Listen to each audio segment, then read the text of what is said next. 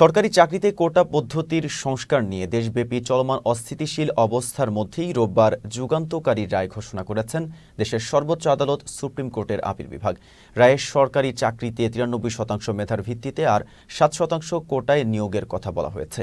দেয়া হয়েছে বেশ কিছু পর্যবেক্ষণ। কি রয়েছে আপিল বিভাগের রায়ে তা নিয়ে বিস্তারিত জানাচ্ছেন শেখ সুলাইমান কবির।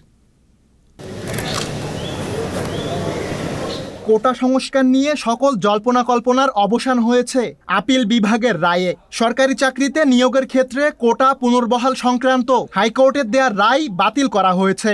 ফলে কোটা বাতিল করে 2018 সালে জারি করা পরিপত্র বহাল থাকলো। রোববারের রায় অনুযায়ী সরকারি চাকরিতে নিয়োগের ক্ষেত্রে 93% মেধা এবং বাকি 7% মুক্তিযোদ্ধাদের সন্তান সহ অন্যান্যদের জন্য নির্ধারণ করা হয়েছে।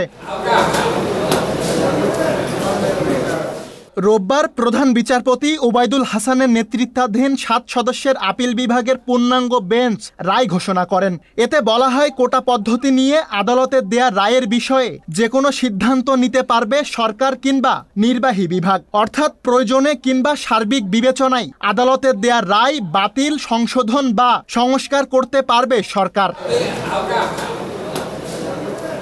2018 সালের 4 অক্টোবর আন্দোলনের মুখে কোটা পদ্ধতি বাতিল করে পরিপত্র জারি করেছিল সরকার। 2021 সালে কোটা বাতিলের বৈধতা চ্যালেঞ্জ করে হাইকোর্টে রিট করেন 7 মুক্তিযোদ্ধার সন্তান, যার প্রেক্ষিতে 2024 সালের 5 জুন কোটা পুনর্বহালের আদেশ দেন আদালত। এরপরই মূলত শুরু হয় শিক্ষার্থীদের বৈষম্য বিরোধী আন্দোলন। সরকার হাইকোর্টের রায়ের বিরুদ্ধে আপিল করলে 10 জুলাই 1 মাসের জন্য কোটা পদ্ধতি স্থগিত করে আপিল বিভাগ। শুনানির জন্য তারিখ নির্ধারণ করা হয় 7 আগস্ট। তবে তীব্র আন্দোলনের মুখে শুনানির তারিখ এগিয়ে আনা হয় এবং 21 জুলাই শুনানি শেষে যুগান্তকারী রায় দেন আদালত।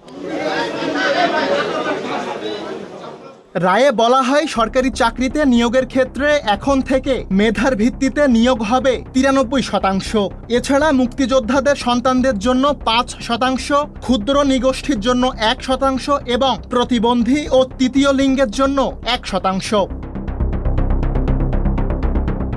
আদালতের রায়ে বলা হয়, কোটা নির্ধারণ রাষ্ট্রের নীতি নির্ধারণী বিষয়। তবু সংবিধানের 104 অনুচ্ছেদের এখতিয়ার বলে এবং সার্বিক ও যৌক্তিক বিবেচনায় সম্পূর্ণ ন্যায় বিচারের স্বার্থে সংবিধানের 19, 27, 28 4 এবং 29 1 ও 3 অনুচ্ছেদে থাকা সমতার নীতি ও অনগ্রসর জনগোষ্ঠীর প্রজাতন্ত্রের কর্মে প্রতিনিধিত্ব লাভ নিশ্চিতের প্রতি লক্ষ্য রেখে কোটা নির্ধারণ করা হয়েছে।